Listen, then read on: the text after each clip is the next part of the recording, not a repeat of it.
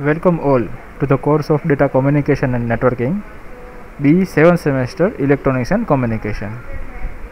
We are discussing a data link layer in which error detection and correction part 3 and the last point in our error detection and correction topic. So let's go ahead, start our session with cyclic codes. Cyclic codes are a special linear block codes with an extra property. In a cyclic code, if a code word is critically shifted or rotated, the result is in another code word. For example, if 1011000 is a code word and we cyclically left shift, then our 1 bit shift will be left, then our code will be 0110001. It is also a code word. Fine. In this case, we call these bits in the first word A0 to A6. The bits in the second word is B0 to B6.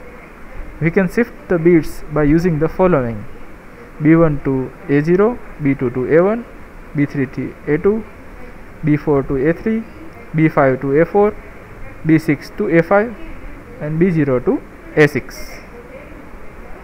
In the arithmetic equation, the last bit of the first word is wrapped around becomes the first bit of the second word. Fine. I think so you have not clear idea about this. We will see with the help of the example. Fine.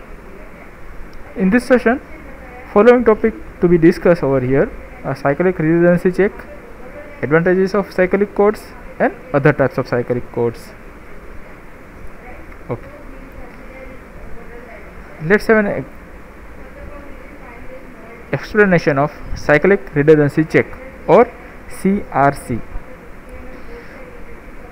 We can create a cyclic codes to correct the errors. However, the theoretical background requires to beyond the scope of this course. In this section, we simply discuss the category of a cyclic codes called as a cyclic redundancy check, that is used in a network such as a LAN and WAN. Our table shows the example of CRC code. We can see both linear and the cyclic properties of this code.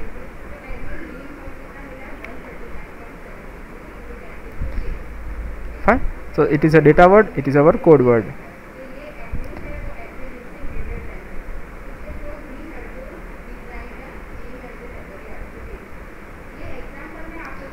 Look it carefully. You can observe something. There is a data word in a 0 to 15. So code word will be different from that.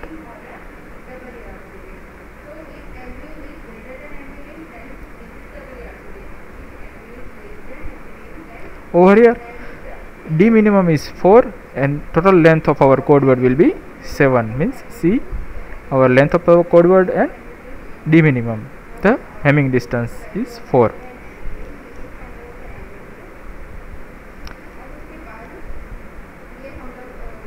Yes, our figure shows one possible design for our encoder and decoder. Over here, encoder is there, over here decoder is there. In the encoder, the data has a k bits. The data bit k bits. Over here, 4 are there. The code word has an n bits. Over here, 7 are there. Fine. The size of the data word is augmented by adding n minus k. Over here, 3. Over here, zeros to be the right hand side of the word. Fine. The n bit result is fed into the generator. Fine. So n bit result is into the generator. The generator uses a divisor of n minus k plus 1. Over here, 4. It is a predefined n agreed upon. Fine. The generator divides the augmented data word by division modulo 2 division. The quotient of the division is discarded. The remainder R2, R1 and R0 is applied to the data word to create a code word. Fine. So our flow will be like this. A 4 number is directed to this first bits, and then our generator will generate this code word. The decoder receives the possibly corrupted code word. A copy of all n bits is fed to the checker, which is a replica of generator. Fine. So it is a replica of generator. A reminder produced by the checker is a syndrome of a n minus k. Over here 3 is there, which is fed to the decision logic analyzer. A analyzer has a simple function. If the syndrome bits are all are zeros, the 4 leftmost bits of the code word are accepted as the data word, as interpreted as a no error. Fine. So it will be accepted. Otherwise 4 bits is discarded. Then it will discard. Means if all of this 0, all of these our bits will be 0, then we can say that it is a uncorrupted or a no error in our received code.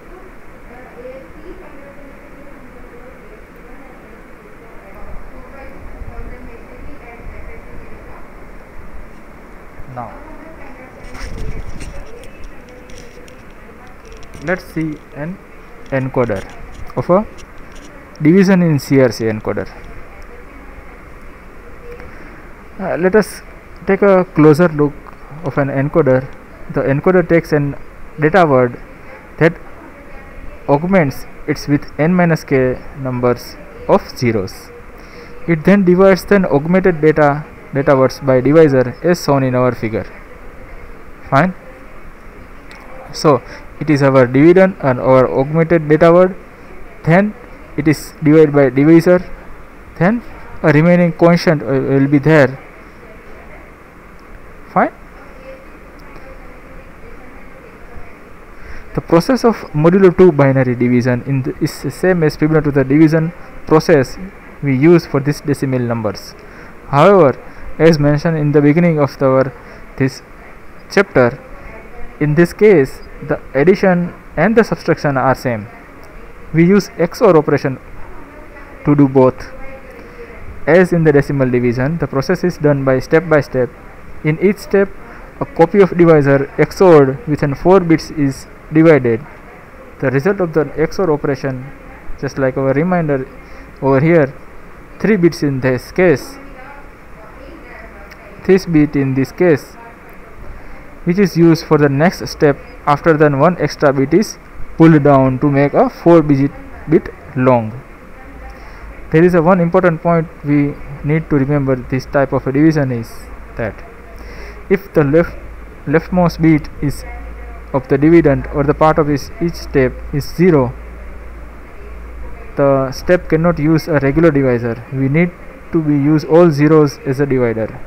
Fine. Over here, when there is no bits left to pull down, we have a result. The 3-bit reminder forms a check bits R2, R1 and R0.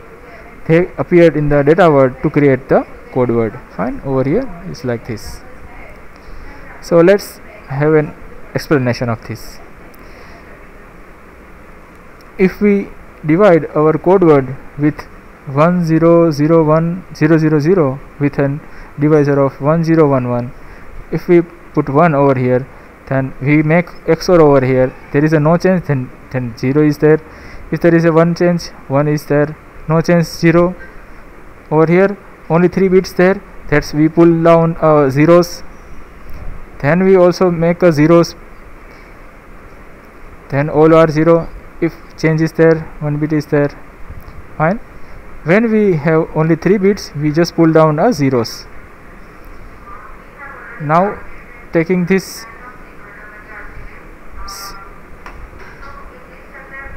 0110, then we have a constant 0, then we make the XORing by over here no change is there, so 0 is there, 1 change 1, 1 change 1 and no change, means it is our reminder. Why? Because there is a no 0 left over here, so it will be our R2, R1 and R0. Okay, let's go for a decoder. So the code word can change during the transmission. Fine. The decoder does the same division process as our encoder. The reminder of our division is a syndrome. Fine. So our reminder will be syndrome. If the syndrome is all zeros, there is a no error. If there is all zeros, there is a no error.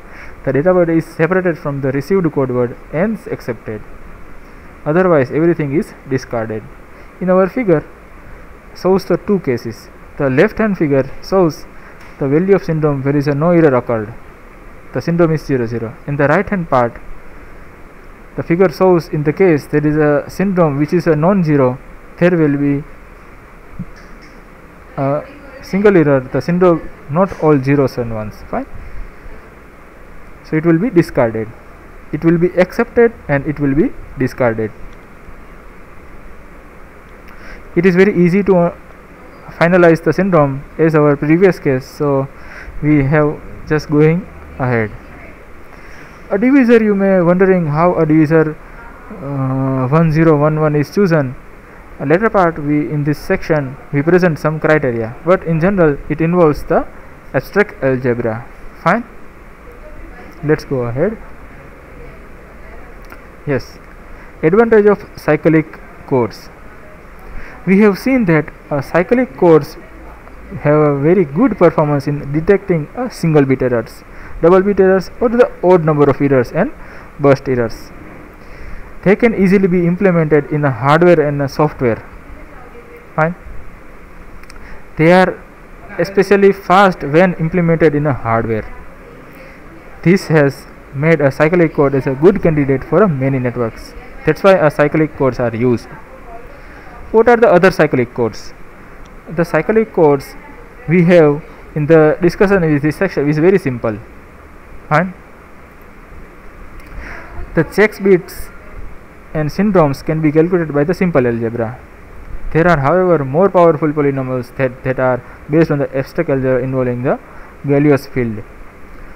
One of the most interesting for this code are the Reed-Solomon code used today for both detection and correction of the errors. Okay, so we complete this cyclic codes over here. Let's for a new topic, checksum. The last is a detection method we discussed called as a checksum. The checksum is used in the internet by the several protocols, although not at the data link layer. However, we briefly discuss it here to complete our discussion on error checking. Fine. Like in linear and cyclic codes, the checksum is based on the concept of a redundancy. Several protocols still use the checksum for error detection, as well as we see in this chapter, although the tendency is to replace with the CRC. This means that CRC is also used in the layers other than the data link layer. Okay, so in this section, following topics to be discussed: our idea of our checksum, one's complement, and internet checksum. So first of all, idea of our checksum. The concept of the checksum is not difficult. Let us illustrate with a few examples. Suppose our data is a list of 4 bits numbers that we want to send to the destination. In addition to these numbers, we send the sum of numbers. For example, if we send a number of 7, 11, 12, 0 or 6, we send 7, 11, 12, 0, 6, which is equal to 36, where 36 is the sum of our original numbers. The received adds the 5 numbers and compares the result with the sum. If the two are the same, then our receiver assumes that there is no error, accept the 5 numbers and discard the sum. Otherwise, there is an error somewhere, the data are not accepted. Fine. So it is very easy. If our receiver finds that this sum is equal to our given sum, then it will accept, otherwise is discarded. We can make the job of a receiver easier if we send the negative or a complement of a sum called as a checksum. In this case, we send 7, 11, 12, 0, 6 is equal to minus 36. The receiver can add all the numbers received including the checksum. If the result is 0, it assumes that there is no error, otherwise there is an error. Fine. In the previous case, only sum is there. Over here, complement is added in our code, then our receiver total this all numbers, then it will become a 0, we can say that it is a no error. If there is a non-zero number, then we can say that there is an error. So a ones complement fundamental. In our previous example has one major drawback. All our data can be written in a 4-bit word or less than 15 except for the checksum. One solution is to the ones complement arithmetic. In this arithmetic, we can represent an unsigned numbers between 0 to 2 raised to n minus 1 using an only n bits. If the number is more than n bits, the extra leftmost bit need to be added to the n rightmost bits. In ones complement arithmetic, a negative number can be represented by the inverting all the bits, changing 0 to 1 and 1 to zeros. This is the same as subtracting the numbers from 2 raised to n minus 1. Right? So to elaborate this, let's have an example. How can we represent the number of 21 in a ones complement arithmetic using only 4 bits? The number 21 binary in 10101, it needs 5 bits. We can wrap the leftmost bit and add it to the 4 rightmost bits as we have 0 1 0 1 0 1 0 1 and 1 plus 1 is there. Then it will added at this rightmost bit over here. Then it will become 0 1 1 0 is equal to 6.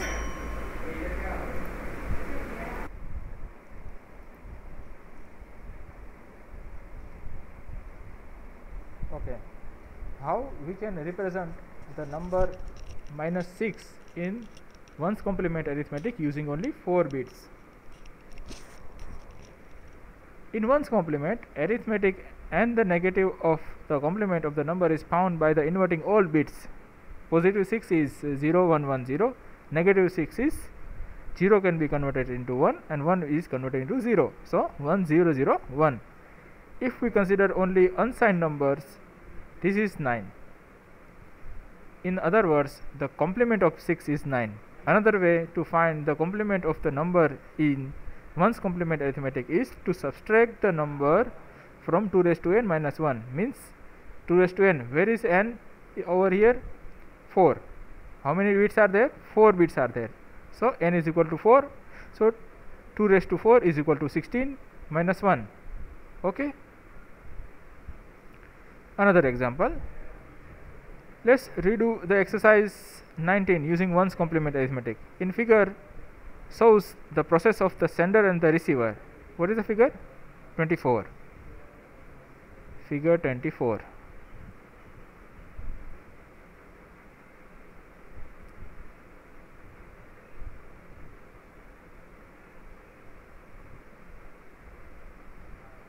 Okay, shows the process of the sender and the receiver. The sender initializes the checksum to 0 and adds all the data items and the checksum. The checksum is considered as one data item shown in a color. The result is 36.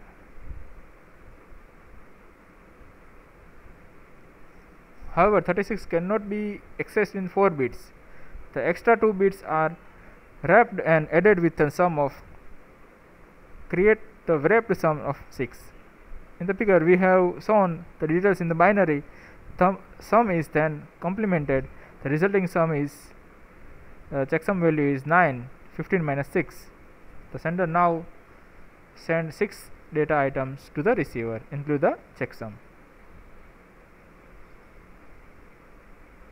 Our receiver follows the same procedure as the sender. It adds all the data items. The result is 45. The sum is wrapped and become 15.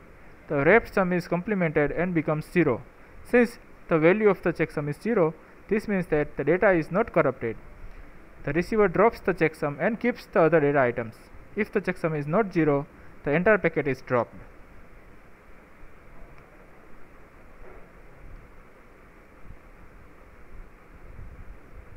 Okay, it is a figure. Fine. Our example shows the figure. Over here, you can easily understand by detail of wrapping and complementing over here at the sender side and at the receiving side.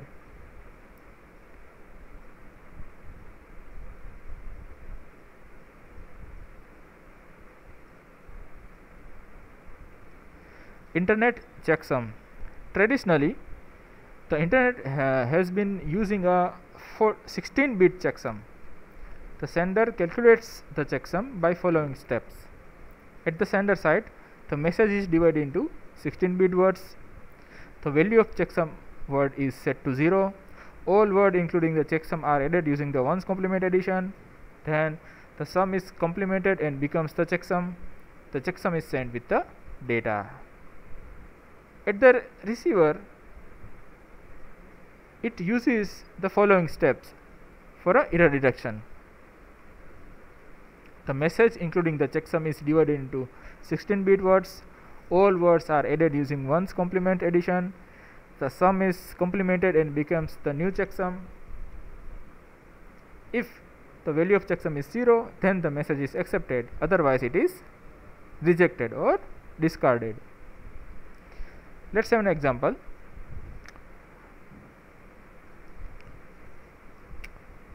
To understand this example, you have considered this figure. Fine. Let us calculate the checksum of text of 8 characters, just like our 4,000. Fine. The text needs to be divided into 2 bytes, 16-bit words. We use ASCII to change the each byte of the 2-digit hexadecimal number. For example, F is represented as 0x46 and O is represented as 0x6f. How to convert a particular digit into ASCII? You can refer our book's index, or you can refer the appendix of our book. Our figure shows how a checksum is calculated at the sender and the receiving side. In part of the figure, the value of partial sum for the first column is 0x36. We keep the rightmost digit 6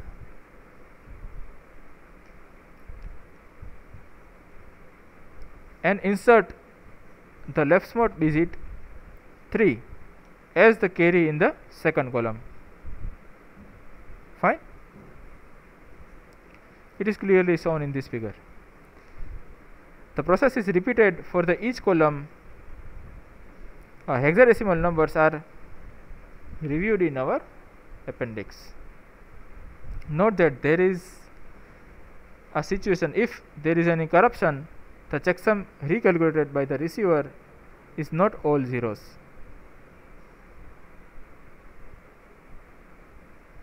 Fine. So it will calculate by column, then it will be added to the final sum. FO will be right there, RO, UZ and AN, and it is your initial checksum.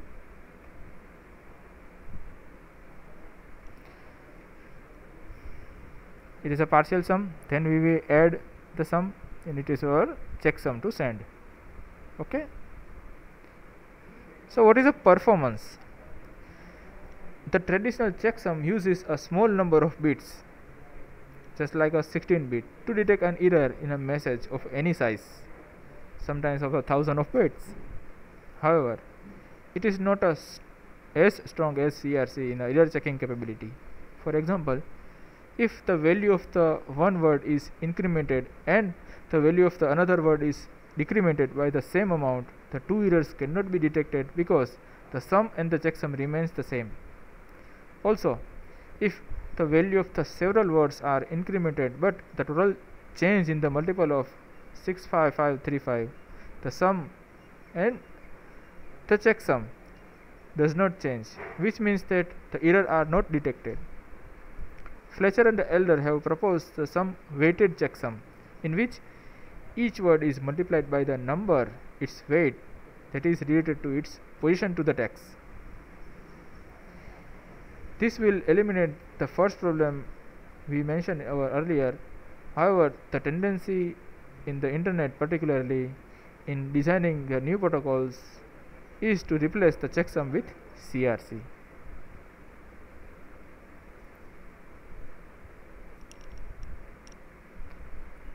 So we conclude our session over here. We have discussed so far cyclic redundancy check, advantage of cyclic rewards, checksum and internet checksum. Write down this question in your notebook and send back it to me as per the given direction. Hope you understand it well. Ask query if any. Thank you. See you in the next session.